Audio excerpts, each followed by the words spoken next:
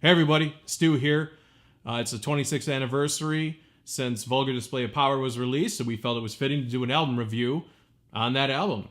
So what we're going to do is we're going to go over each and every song, we're going to talk about it a little bit, and then we're going to go over what it meant to us and what it meant to the metal community as a whole. So how this song starts off is a song called Mouth for War, which is a very, very hard-hitting song. Yeah. I mean, right when it starts off and it goes...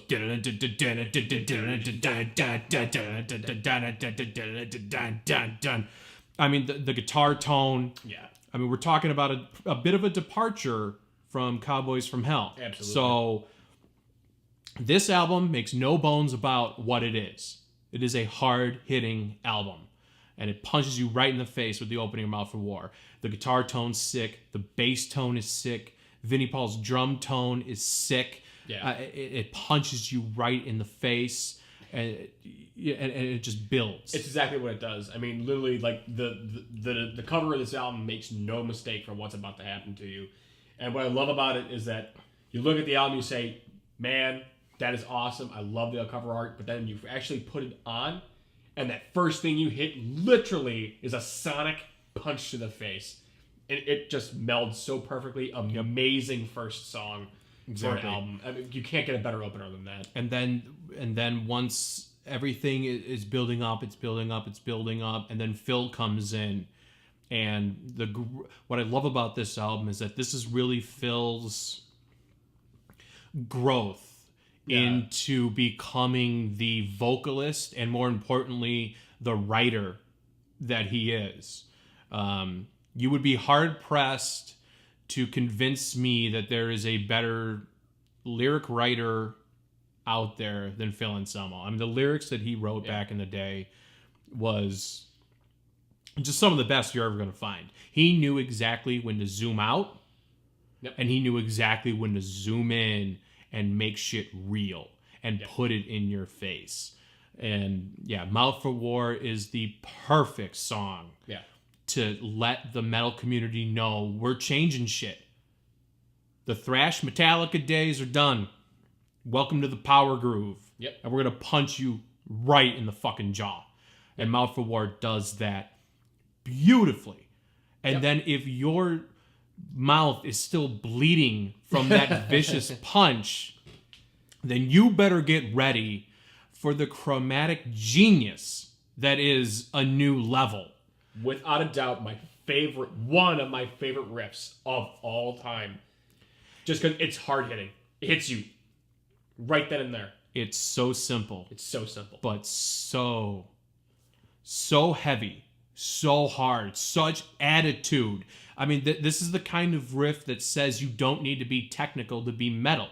No, you don't need to be doing a solo on the low strings to be considered a good guitarist or be considered heavy. You don't need to tune down to F sharp or something like that, way down low. You don't need an 8th string or 9th string or something to get super low. Nope. No. You just need the attitude. Yeah. You need the feel to flow through you. To me, this is that quintessential dime bag sound. Where it's all in his fingers, it's all in his attitude, it screams Dimebag, and yet again, we're talking about just a chromatic movement up the neck here.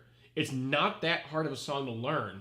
Now, I learned it when I was younger, and I went, but I don't sound like that. Why don't I sound like that? It took years to not even get close, because we're talking about somebody that just literally put all of his emotion, all of his feelings, and then just put it all into his phrase, which was just get you Paul. And that was it. Hit it hard. Love that riff. Yep.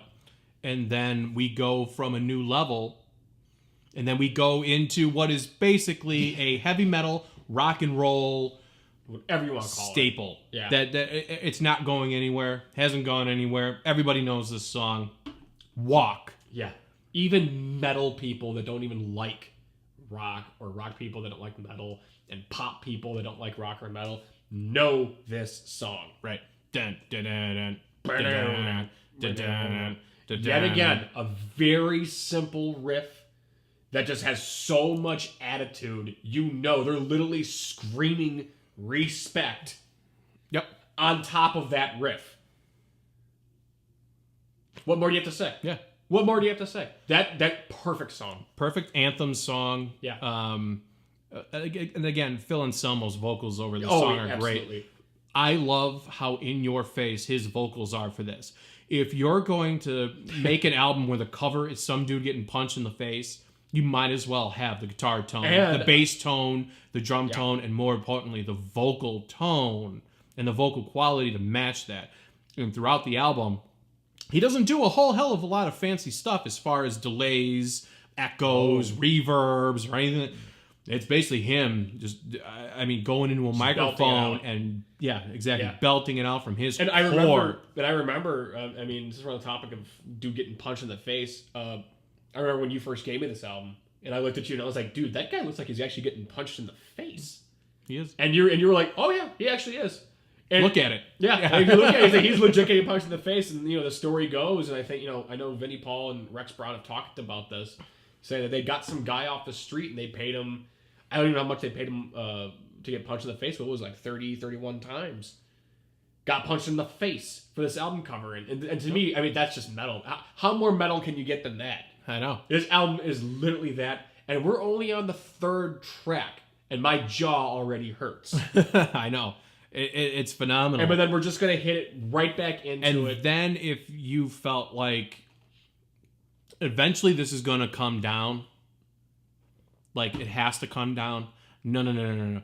They had a completely different idea, which was, so we've punched you in the face. Now what we're going to do is we're going to bring in Jean-Claude Van Damme, and he's going to straight roundhouse kick your ass right out of this fucking planet. And that's exactly what they do with fucking Hostile. Yeah. This is a hard-hitting song that lets you know right from the start. Right from the start. It kicks in. They're singing. The whole band comes in. The song is only about 3 minutes long. It's not that long of a song, especially after you got off of listening to Walk, which is a long song. And Mouth for War is a very long song. And you're sitting here going, okay, they're going to have to bring it down. And then, no, fucking Hostile. We're still going. Right. And if you were thinking what happened to Dime's fast playing, there's a lot of it's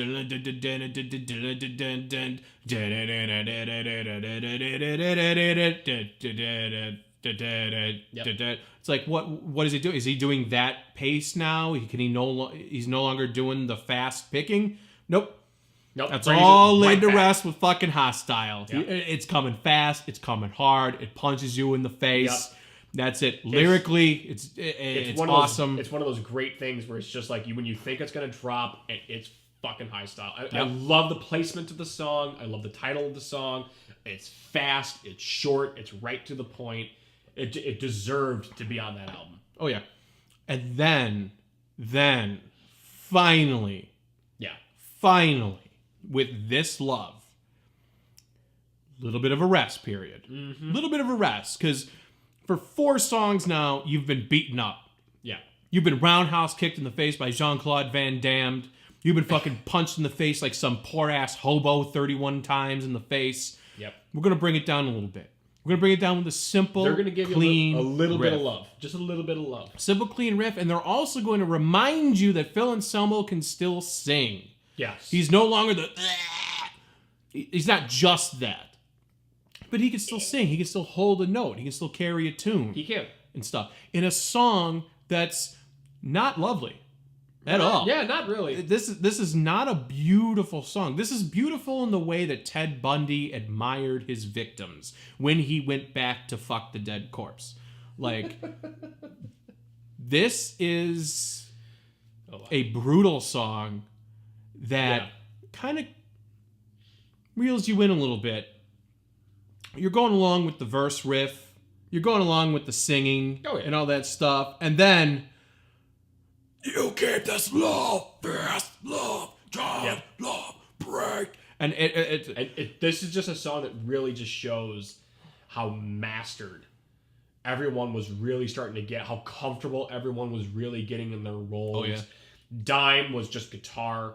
And he completely was a master of his craft. Rex was a master of his craft. Vinny was tight as all hell. And this is again a point where Phil knew when to kind of bring it in, when to bring it back, Yep. when to kind of start screaming, when to sing. And that was a thing. I mean, I remember when I was younger, I was like, all this guy does is scream. Until I heard him actually sing. It's like, dude, this guy knows something. He's incredibly talented. His lyrics are through the roof. And even though it's a kind of a sad topic and a weird topic on top of that, Right. he just does it so masterfully that you have to sit there Right. and headbang and fist pump, do all this shit to this song. Love this song. Yeah, some great riffs on there. Great riffs. One of the best solos ever. Yeah. That really speaks to the story. I mean, the solo is telling the same story Absolutely. that Phil is telling. Absolutely. If you know what I mean. I mean, it's great in the way that they do that. And then when how they outro the song, that outro riff, and how heavy and slow it is. Vinny did an excellent and tasteful job of going along with it. And just smashing down on the cymbals, smashing down on the snare, not going crazy with the double bass or anything like that. I mean, I have a feeling that nowadays a lot of people want to do a blast beat or something like that over it. No. Bring it all down. Just have it all come crumbling down on everything. And you really feel just the sky is falling on you at the end of this love, and it's great. Now, warp the cymbals, you're hitting them so damn hard. All your skins and all that break. Yep. You could probably stab his drumstick right through the snare. He's hitting that shit so hard. Yep. Love it. It just really brings it perfectly into Rise. Right. I mean that's why they were doing that. I mean, it just sounds like it was so perfect going from that, crushing it down with an amazing breakdown as an ending, just to go into Rise. Perfect. It is perfect. Yeah. And Rise is another great song, but with Rise it's a little different. Rise is more of an anthem. Right. It's a little punk. Little punky. That's when they start letting the punk come out a little bit and stuff, but still maintaining that power groove. And that power groove really is what, I mean, the fueling of the power groove was their love for Kiss and all their young influences with the punk genre, with kind of like that glam rock genre and all that stuff. They really kind of put it in. And what I love about them is that they took those influences and turned it into probably one of the more brutal kind of tones you can hear. But it's not overly brutal to the point where you're so down-tuned. It's got a groove to it. You could actually, I'm not going to say dance to it, but you almost could, in a sense. almost. You almost could. But that's kind of the power groove. That's that whole point. It's just masterfully done, and Rise kind of brings and shows that their influence comes from that punk side, comes from that Kiss side. They're just kind of being themselves, and that's why I love that song. Oh, exactly. Yeah. Absolutely agree. And then we go from that, and then we go to No Good, Attack the Radical, parenthetically Attack the Radical. Yes. So, and again, this is yet another one where they're stripping it down. Yeah. They're showing a punkish, I don't know any other way to describe it, where, I mean, even the way that it's sung, the way that it's presented is like a hardcore punk vibe to it. Yeah, and yeah, most definitely. And I will say, especially with No Good, if you really listen to it, and we'll continue this maybe more on our after review of this album and its influence, the impact on the music industry, but that really, really sounds like something that Slipknot would have done. I mean, they must have listened to this song multiple times going, this is the real direction. Because at the beginning, Phil is sitting there, he's just kind of talking it really low, and then he brings it up into this hard-hitting scream fiasco. It's wonderfully done, and I think that was a big influence on the guys in Slipknot. But either way, it's just a great song. They did a great job with that song. It is a great song. The way that's paced, the way how there's like two verses, and how it just comes crushing in the like the second half of the verse. And I think that there was no other band that really could have accomplished it this well, because they had that power groove behind them, and they did kind of have that punky kind of attitude. There's a punky kind of attitude that still had that power groove. Right, but they were still really metal liked. influenced, and they were just able to make it fast-paced. They were able to make it kind of fun, and that's why I think you cannot beat PanterA at this stuff. Right. You just can't. I mean, Slipknot does a fantastic job, but they sound kind of industrial and not so much that power groove. That one you're just like... That's why you gotta love that shit. And then we go from No Good to Live in a Hole. Live in a Hole. Which is a song that now we start getting into the single note kind of walking riffs. Yes. That we're going to see a lot from Dimebag later on. Especially on Far Beyond Driven.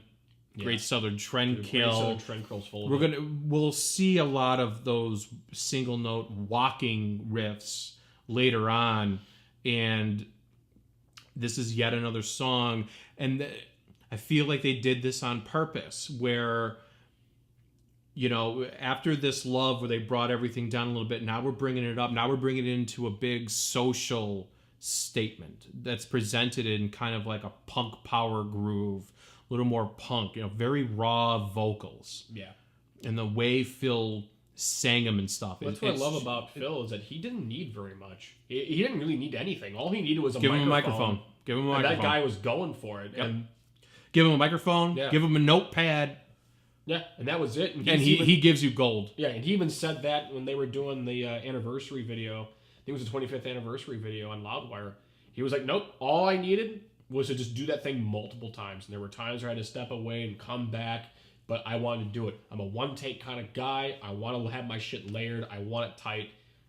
And you can clearly hear it in this album. The guy cared. And I think that that's a lost art in modern music, especially in modern metal. Oh, yeah. Which everything is so digitally corrected and quantized and auto-tuned and pitch shifted and pitch corrected and blah, blah, blah, blah, blah, that there's no more of keeping the takes that you do when you're absolutely exhausted, especially for vocalists. Yeah. Especially back then, like the takes where you've done it so many times, your vocal cords, your throat is sore. You can barely get through it, and you're just going, and you're struggling, and there's that pressure in there. Yeah. And that's the take that they ended up honestly, using, but we don't get that shit anymore. And honestly, what it is, it's the vocalist. They're in pain because they've been doing 30 takes of going, and after doing that, they're in physical pain, and you can hear it. But that is gold, on a record. You're gonna have to.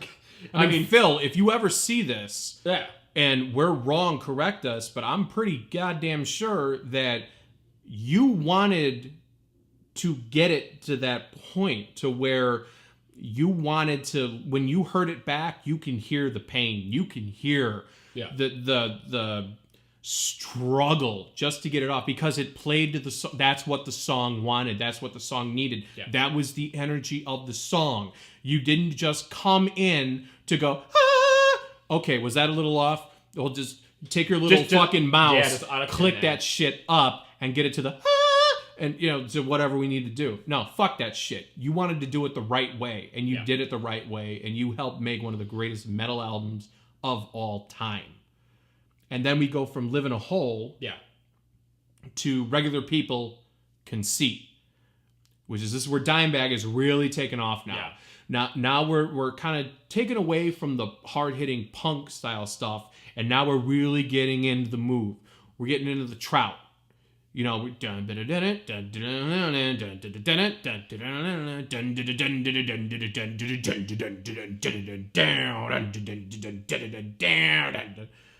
Oh, great.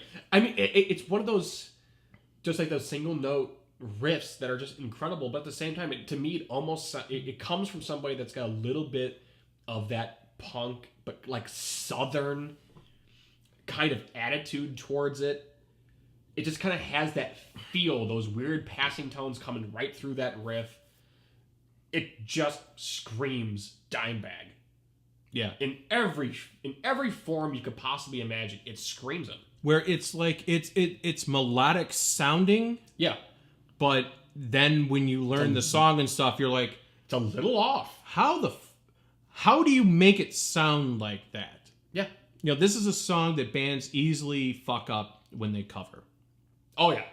Well, again, now we're entering into the territory of I have yet, and I challenge those to find me somebody who is going to sound identical to Dimebag Darrell. Oh, it'll never happen. And I have seen people spend the thousands of dollars to get the same guitar, same pickups, same cables, same amplifier, all of it.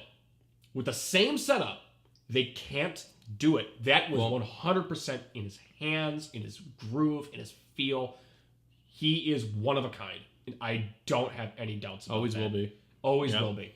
I challenge anybody to do it. He'll never be duplicated. Nope. Ever. And that's where this song comes into play. That such a groove. Such a power groove in Regular People. I love that. But you need that groove to play that in particular song. And if you're not Dime, you can't play this song. You can play the notes. It will not sound right. The solo is weird. Yeah. Like, it'll just never... It'll never be replicated again. No. Ever. Unfortunately not. Ever. And then same thing with the crazy intro to the next song. By Demons Be Driven. Yes. Something that seems like it was just something that they were fucking around with in the practice. Isn't that how space most things become great? I know, but that's great though. I love that. I love it that you can sit there and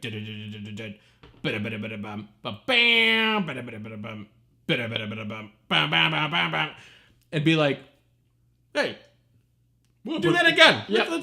Let's like I could totally see Dimebag just jamming that shit out, and Vinny's just kind of, I don't know, grabbing a drink of water or something like that, and him going, hey, do that. Wait, here we go. 1, 2, 3, 4.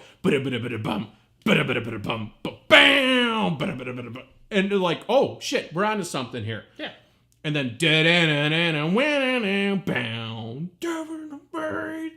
and that how it goes beautifully into the verse riff, which again now we're doing the walking single note riffage that Dimebag is later going to go on to do in Far Beyond Driven, Great Southern Trendkill, and beyond. But that's it. But then what's great about this song is where a lot of the vocals on this track are very in your face. Yes. Not a lot of reverb, not a lot of harmonies going on, not a lot of chorus, not a lot of delay. It's all very in your face. But then in the verse riff of this song, we've got awesome harmonies. Yes. Phil Anselmo's voice is awesome for being harmonized. And I think that he knows it with that gritty voice of his that he displayed for us on this album. Very good harmony, very good processing effects-wise on that. Just to have it all come crashing down on the chorus. Now, in the chorus, that's generally when things get bigger and wider and larger and more processed and just like that's big. Like this is the chorus, but no. On this song, they bring it all back. By demons! And it's just Phil again, just by himself. Yeah, no bullshit. Just fucking belting it out as best as he can while everybody else is holding it down. Just a great... And then another weird solo. Yeah. It's just, I don't even know how he's doing it. I really don't. And that's the beauty of Dimebag. It's like you sit there and like melodically and you hear it in your head and you're going, my God, that's just genius. But at the same time, you're sitting there going, how in the blue fuck is he doing that shit? Right. You can figure out the notes. I mean, I understand people can figure out the notes and what they're actually playing and all that stuff, but it's in how he's playing it that's getting this weird, like jerky almost feeling to his tone. And that's just, that won't be replicated. Weird. And then the true beauty of the album is going to be, you start off high, getting punched in the face for 4 songs. Yep. Then it kind of gets brought down a little bit with This Love, but it's going to end on a crushing note. And then we're going to ride the punk train a little bit. And we're going to keep the punk train going. And we're going to attack society and stuff. Then we're going to groove it out a little bit with regular people. Then we're going to hit you in the face again a little bit by Demons Be Driven. But then we're all going to bring it home. And we're going to have the perfect cast-off for the first power groove album made, which is a song called Hollow, which is a very sad song, very depressing song. This is a song that a mature band writes. Yeah.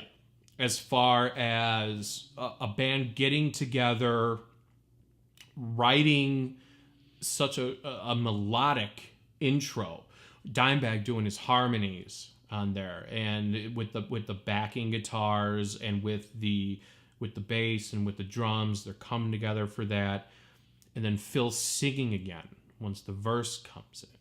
You know what I mean? Like we're getting you into a pocket now, and it all culminates into this frantic cry, losing somebody and having a frantic cry into wanting them back, into almost needing them back. And it was really like almost haunting about this album, or about that in particular song, is the fact that I think we all in some way feel that, and he dumbs it down to a Spence where he's just like, I mean, what's the riff or the vocal that he says? Well, the vocal line that I think is genius from this song is where he goes, "It doesn't feel good." Right, and you take something how he ends the chorus with, and that is genius, because Phil knows when to be poetic and he knows when to just say exactly what he's feeling. Yeah. And in that song, it's like, look, this doesn't feel good. I'm not good. This isn't good. Right. This is bad. Like, we're in a situation now, and from what I'm getting from it, Phil's basically saying, I'm spiraling. Yeah. I don't know how to get out of this. Right.